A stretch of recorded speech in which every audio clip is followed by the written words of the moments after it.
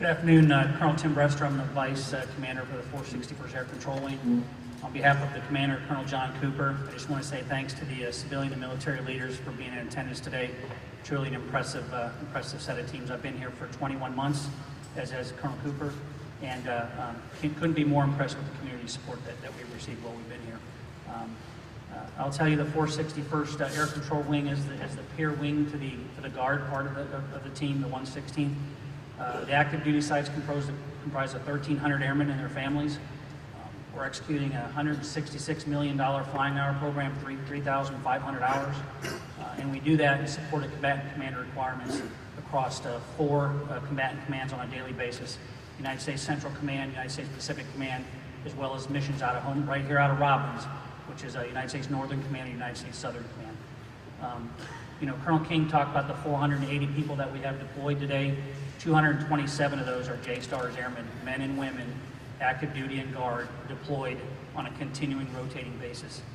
We couldn't do that without the support of the wing, without the support of the host wing, the 78th, and without our community partners. So I just want to say appreciate, your assistance for that. When these folks go down range, their families are, it's going to sound wrong when I say left behind, because they're not, because as wingmen we take care of those families. But in a sense, they're doing single parent ops. And they're out there on the community, a lot of them do not live on base. And they've got to have folks to turn to. They need the education, they need law enforcement to provide security. We absolutely couldn't do this without community support. We have a complex and challenging mission, and your part of this is critical to us being able to execute and defend the country. So with that, I'll say thanks again. I appreciate you being here, and I guess we'll open it up for questions.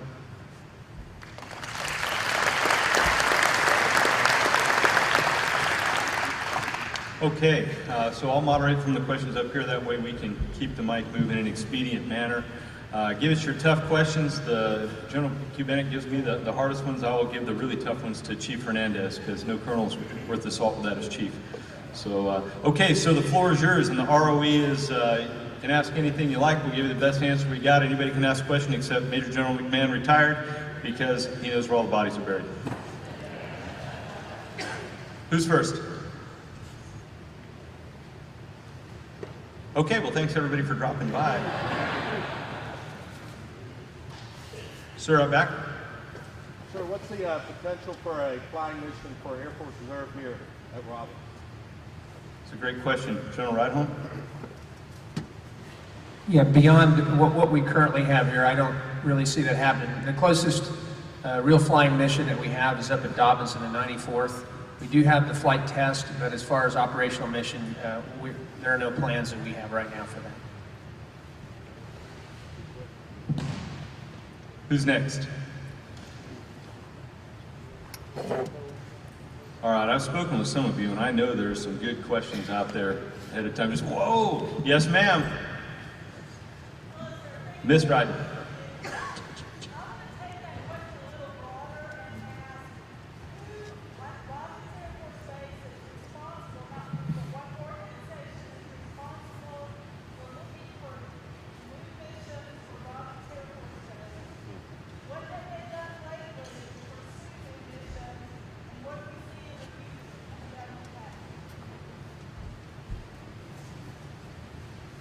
Okay, great question. New ROE. The other person not allowed to ask questions is Miss Sue Dryden. So the question was, who on Robbins Air Force Base is responsible for looking for new missions, and what have we done lately? So I'll tell you, Robbins Air Force Base, our job is to make sure we are operating as efficiently and effectively as possible. We're good stewards of the taxpayers' dollars. The installation is secure so we can do our jobs, and it's safe for our people to operate in that environment. As far as new missions goes, those are determined at a much higher level through the strategic basing process, occasionally through BRAC. But I will tell you, Ms. Dryden, that we spent a lot of time communicating with our leadership at AFSC and AFMC on the status of the installation, the status of our operations. Our capacity here is well known, and we are poised to look for new missions when they come, or when the Air Force seems to fit to bring them our way. General Kubenick, any interest in expounding on that? I think Colonel King covered it. What we are responsible for here is to execute the missions that the United States Air Force gives us to execute in the most efficient and effective manner possible for the warfighter. That's the bottom line what we need to do. And we need to be prepared so that whatever the Air Force calls upon us to do, that we're ready to do it. I'll give you a couple examples from the Air Logistics Complex. Last year there was a contractor that did large components of the C-5, large C-5 components. Big aircraft, of course. You can imagine their components are really large. They were in Florida and the company went out of business. So all of a sudden the Air Force is in a bind. I mean, we need to produce these parts for the warfighter. Our contractor went out of business. How do we do that? Well, having the capacity and the flexibility in the organic industrial base in our depots, we were able to, thanks to a team effort from across Team Robbins, bring that workload here, establish that workload at Robbins, and get the parts to the warfighter. So I think it's incumbent upon us here at Robbins to ensure that we're ready to do whatever the Air Force calls upon us to do, and whatever missions the Air Force has. Like I said, the fleet age is the oldest it's ever been. We don't even know the type of work that we're going to be asked to do in the future. What we need to be able to do is posture ourselves in a position to take that work when we're asked to do it. Sir, thanks. And I'll just expound on that. We say do whatever we can do. I'll be just a little bit more specific, and I won't run into all the elements that we use in the strategic basing process, but there are a few knowns. Again, like General Kubinick said, being efficient, good stewards of the taxpayer's dollar, making sure we're getting the Department of Defense getting their bang for the buck, being effective, meeting your promises, turning out your mission on time, and meeting the warfighter's intent.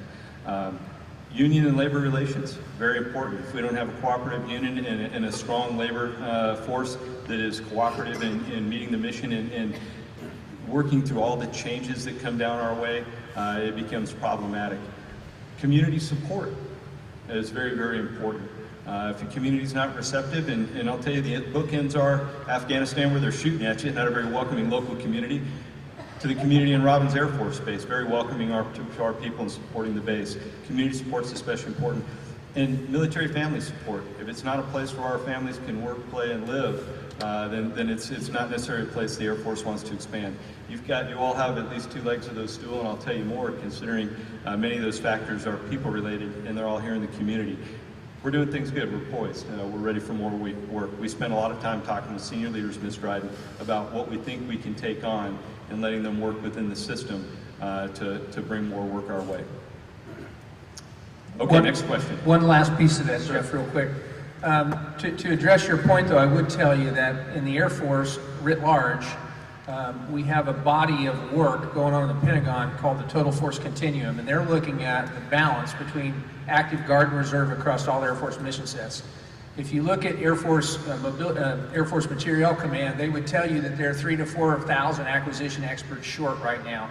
One of the things that they have done is come to our command and look at ways to see if we could provide any reserve command force that may go into the acquisition workforce. Kind of hard for us to do, but we're exploring that. If we were to do that, it's possible that we could lay in some manpower here, some manpower at Tinker, some manpower at Hill. But those issues are being explored as we speak. Thanks, sir. Next question. Yes, good afternoon, warriors. Thank you so much for being here. I'd like to know if you have any updates or any insight on the current hiring freeze. Okay, I tried to hit that a little bit in our comments. So there have been some authorities granted for the various services to offer waivers, and it goes under close scrutiny. And so again, the ALC has submitted a waiver package to encompass all of their needed positions. That has been approved, thankfully, and now we're working on waiver packages for all those other agencies across the installation that are not only vital to supporting the ALC, but supporting the Team Robbins mission at large. And as many of you know, we are a total force here. When we talk about airmen, we talk about uniformed, civilian, contractor, reserve, guard. Our civilians, many of them side by people in uniform, do the exact same job. They just come to work dressed a little bit differently. So our civilian force is extremely essential. Again, 13,500 of our 22,000 employees are civilians. I guarantee you there's no one more interested in hiring than us. Next question. Mr. Dyer. Colonel King, can you give us an update on the Air Force's efforts to modernize the J-Star fleet? Team J-Stars, would you like to field that for us? I can tell you, Tom Grabowski from Joint Stars. I can tell you that the Joint Stars recapitalization program, the last update I heard was on track. It has congressional support as well as the highest level of the Air Force.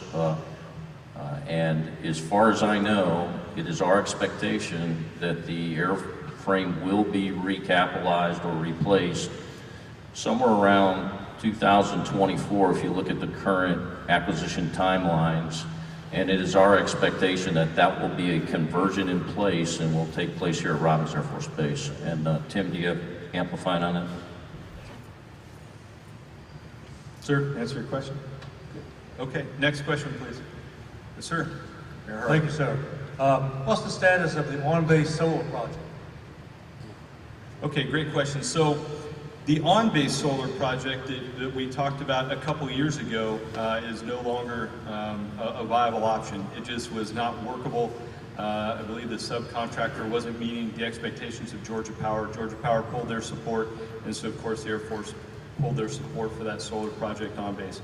There are no plans for an on-base project. However, Georgia Power is actively working with the Air Force right now on a potential project for 100 to 170 megawatt solar project in the encroachment zone north of base, a zone that land procured by the Economic Development Authorities, right? Central Georgia Economic Development Authority, and then there's some easements that were purchased by the Department of Defense to help secure that land. A lot of land's not being doing much but for growing critters, and so Georgia Power folks are working very closely with AFB, Air Force Civil Engineering Center, the Air Force, and of course the base to determine the viability of that project. And I think we're close to an answer. We hope to have some news soon.